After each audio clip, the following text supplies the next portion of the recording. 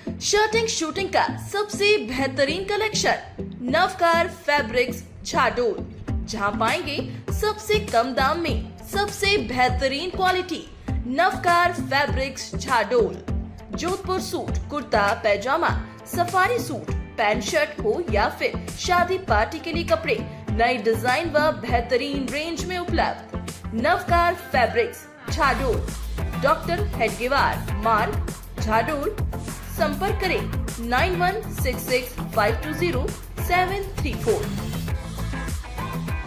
नमस्कार, मैं अपूर्वा, आप देख रहे हैं न्यूज राजस्थान 24। आइए नजर डालते हैं आज की कुछ खास खबर की ओर। जोधपुर में साधु संतों ने आरोप लगाया कि कुछ लोग ट्रस्ट के नाम पर मंदिर और मठ पे कब्जा कर रहे हैं। साधुओं को बाहर निकाला जा रहा है। उन्होंने इस पर उचित कार्रवाई करने की मांग की है। दरअसल जोधपुर बिलाड़ा क्षेत्र के साधु संत शुक्रवार को जोधपुर पहुंचे। संतों ने आरोप लगाया कि सरकार द्वारा मंदिर डोली की जमीन को नाबालिग घोषित कर रखा है, जिसके चलते कुछ लोग ट्रस्ट बनाकर संतों के मठों पर कब्जा कर रहे हैं और संतों को बाहर निकाला जा रहा है। ताजा मामला जेतीवास रोड स्थित हनुमान मंदिर के संत ताजा राम के आश्रम से जुड़ा हुआ है, जिन्होंने गत माह सुसाइड कर लिया था। उचित कार्रवाई की मांग। संत ओमकार गिरी ने बताया कि हमने एक संत खोया है, लेकिन दुर्भाग्य है कि उनके जाने के बाद भी वहां के लोगों ने उस जगह पर कब्जा कर लिया है। ओमकार गिरी ने कहा कि उन लोगों ने संत का सामान और ग्रंथ भी जला दिए। हमारी पुलिस से मांग है कि इस मामले में कार्रवाई करें।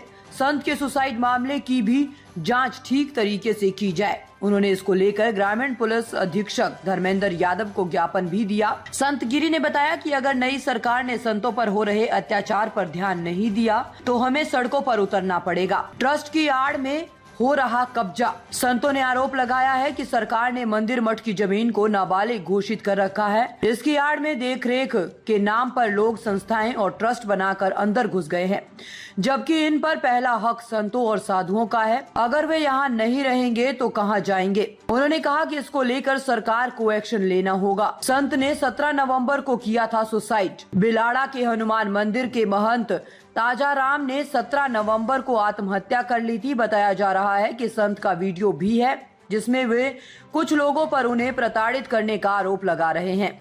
संत समाज की मांग है कि पुलिस उस मामले में कार्रवाई कर आरोपियों को गिरफ्तार करें। के अंदर टुकला गाँव है, वहाँ पे से हमारे एक महात्मा लेके आए थे गाँव वालों ने, और 2021 के अंदर उसके बाद 2-3 महीने वहाँ महात्मा महंत के रूप में वहाँ रहे, और उसके बाद अचानक से वहाँ गायब हो गए। और फिर अपने स्तर पर काफ़ी जानकारी की, जोधपुर में जानकारी की, कुंभ में जानकारी की, अन्य मठों में भी जानकारी की, लेकिन वहाँ पे हमें कुछ भी नहीं सुराग मिला। फिर हम गाँव में भी गए और गाँव में कुछ असामाजिक तत्वों के द्वारा पता चला उन्होंने शायद उसका अपहरण करके उनकी हत्या कर दी है।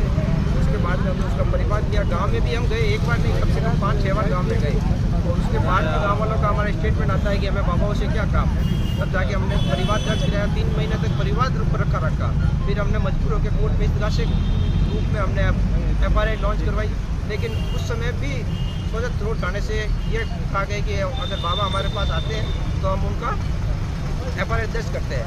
फिर हम थाने में गए, सुबह से लेकर शाम तक बैठ रहे, लेकिन FRI दर्ज नहीं हुई। उस दरमियान हमने अपना वहाँ का पूरा वीडियो बनाया, सब कुछ किया, और हम फिर कोर्ट में गए। कोर्ट में जबकि थाने से रिपोर्ट पेश की गई कि बाबा हमारे पास आए नहीं। फिर हमने वीडियो और वो फोटोग्राफ पेश किए, तब जाकर हमारा FRI दर्ज हुआ। और उसके बाद भी मुकदमा दर्ज हुए 2 महीने हो गए, लेकिन अभी तक कोई कार्रवाई नहीं हुई। इस दौरान हमारे जो परिवादी थे बलराम गिरी, उनको भी उन्होंने लोभ लालच दे के उनको अपने साथ में मिला के ये इस FRI को FR लगाने की कोशिश की जा रही है। इसके संबंध में हम आए, जबकि उसके मुख्य रूप से FRI में मैं गवाह के रूप में उस गवाह के रूप में मैं पूछूँ, जबकि मेरा अभी तक कोई आज तक कोई बयान नहीं हो पाया है। इस संबंध में हम आज SP और IG साहब को ज्ञापन देने आए कि इस केस को आप FR लगा के इसको पूर्ण रूप से इस पर जाँच करके और और यही मांग हम करते हैं। मैं दिगंबर नागराजपुरी अखाड़ा जोधपुर, जय आबूराज। अब अगर आपकी बात का है कि जिस प्रकार से अगर संतों की मठ मंदिरों पे उनका अपमान करके खदेड़ दिया जा रहा है और संतों की रोटी छीनी जा रही है, ये पूरे भारतवर्ष का मसला हो गया है।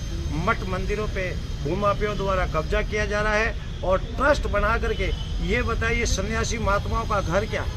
सन्यासी महात्माओं का घर मठ मंदिर और जंगल है, और वहाँ पर भी प्रशासन द्वारा भूमाफिया लोगों द्वारा प्रताड़ित किया जाता है। तो संतों का जीवन को आप क्या समझते हो? ये भूमि ऋषियों की भूमि है, ये देश सनातन का देश है, ये ऋषि मुनियों की संस्कृति के अनुसार चलता है।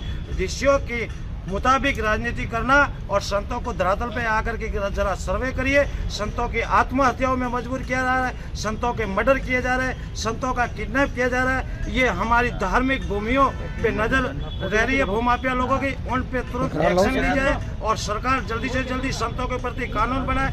अन्यथा हम नई सरकार से आशा रखते हैं कि हमारी समस्याओं को सुने और जल्दी से जल्दी समाधान करे, नहीं तो पूरे भारतवर्ष के नागा फौज अखाड़े रोड पे उतरेंगे और संभालनी बड़ी मुश्किल हो जाएगी। ये नागी बटालियन है और संत अपने हक के लिए लड़ेंगे।